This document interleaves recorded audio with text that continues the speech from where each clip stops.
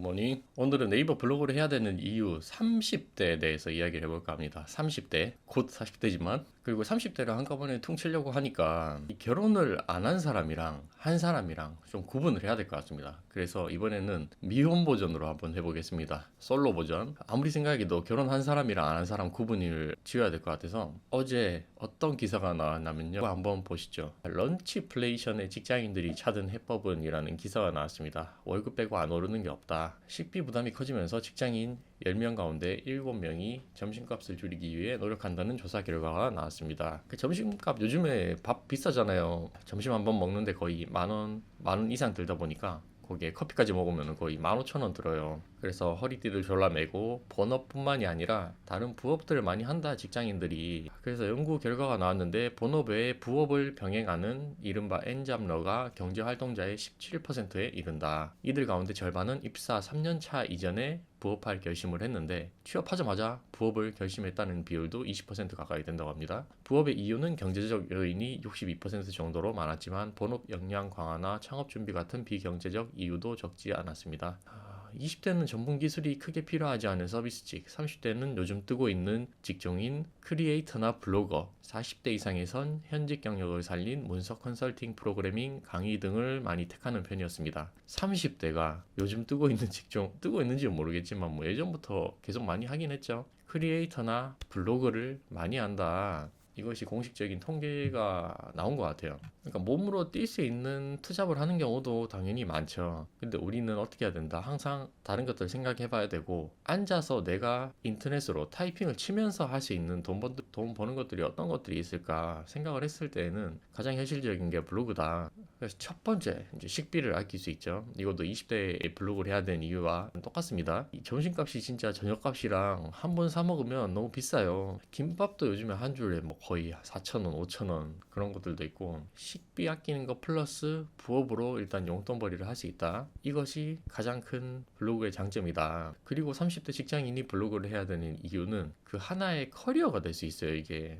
그러니까 당연히 본업 회사를 다니는 직장인인 경우 업무가 전혀 다르겠죠. 뭐 저처럼 영업을 하는 걸 수도 있고, 뭐 영업 관리나 일반 사무직 같은 경우 이 블로그를 하게 되면 경력이 쌓입니다. 경력이 뭐 마케팅 경력으로 갈 수도 있는 거고요. 실제로 블로그로 열심히 몇 년 동안 운영을 하거나 인플루언서 되거나 이런 사람들이 이 블로그에 대해서 흥미를 느끼고 이직을 할 때 전혀 다른 마케팅 방향으로 가신 분들이 꽤 많아요. 그리고 마케팅 대행사나 이런 데로 가신 분들도 많습니다. 그래서 단순히 자기가 하는 업무 외에 다른 커리어를 쌓을 수 있다. 그것도 장점이 될 수가 있고. 그리고 세 번째, 이것도 좀 개인적인 생각인데, 블로그를 계속 하게 되면 좋은 점, 일상의 재미를 찾을 수 있다. 이건 또 무슨 말이냐? 우리가 직장인이나 뭐 사업하시는 분들 마찬가지지만 아침부터 일어나서 밤까지 매일 같은 것들을 하잖아요. 같은 업무나 비슷한 식으로 평일에 흘러가고, 뭐 주말에 일하시는 분들도 있고, 본인의 시간이 많이 없고 매일매일이 똑같잖아요.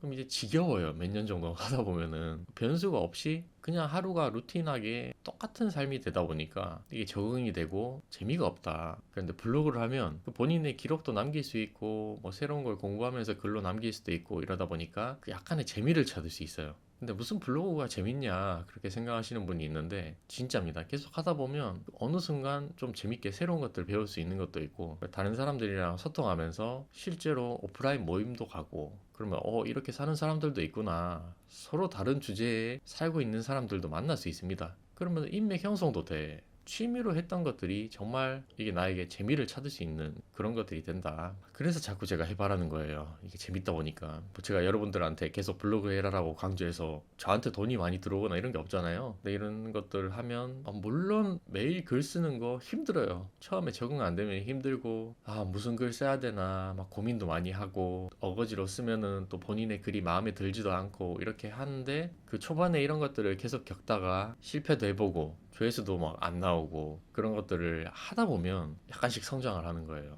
그리고 마지막으로 또 이거 장점 중에 하나인데, 사업하는 친구들 아니면은 내가 좋아하는 가게들, 그런 것들도 리뷰를 해줄 수가 있다.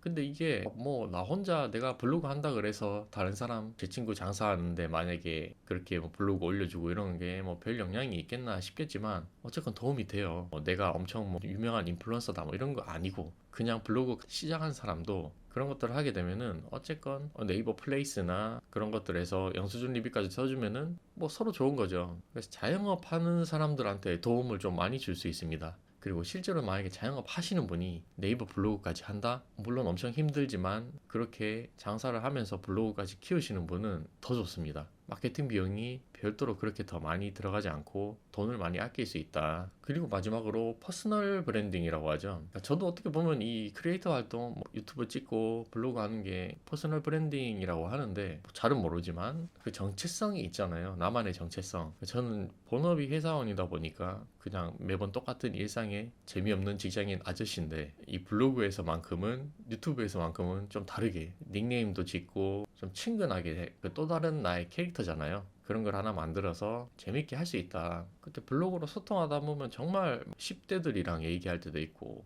50대, 60대 어르신들이랑 이야기도 할 때가 있는데 우리가 평상시에 뭐길 가다가 누구한테 그렇게 말을 붙일 수 있는 것도 아니고 정말 다양한 세대들이랑 이야기를 하면서 소통을 할 수 있는 창구다. 그런 것들 보면 아 요즘 뭐 10대들은 이런 생각을 하고 있구나. 20대는 이런 거에 관심이 있네. 뭐 50대, 60대 분들은 지금 이런 걸 하고 있구나. 그런 거를 많이 배웁니다. 그래서 가끔씩 생각지도 못한 댓글을 달아주시면 좀 놀랄 때가 있습니다. 저보다 훨씬 좋은 아이디어를 제공을 해주시는 분들도 있고 실제 경험이나 사례를 또 들어서 공감을 하시는 분들도 있다 보니까 댓글이 하나하나씩 달리면 또 재밌다.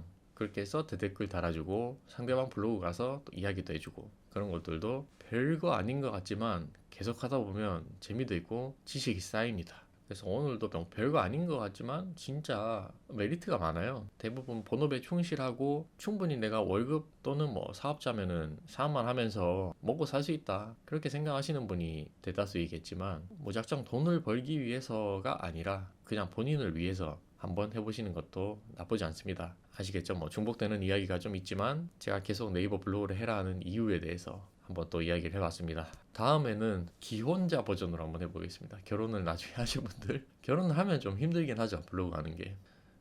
그래서 오늘도 금요일이니까 화이팅 하시고 다가오는 주말 요즘 또 날씨 좋잖아요. 너무 놀러 다니지 마시고 어떤 주제에 글감 쌓을 수 있을지도 생각을 해보시고 여행도 다니고 그렇게 해보셨으면 좋겠습니다. 감사합니다.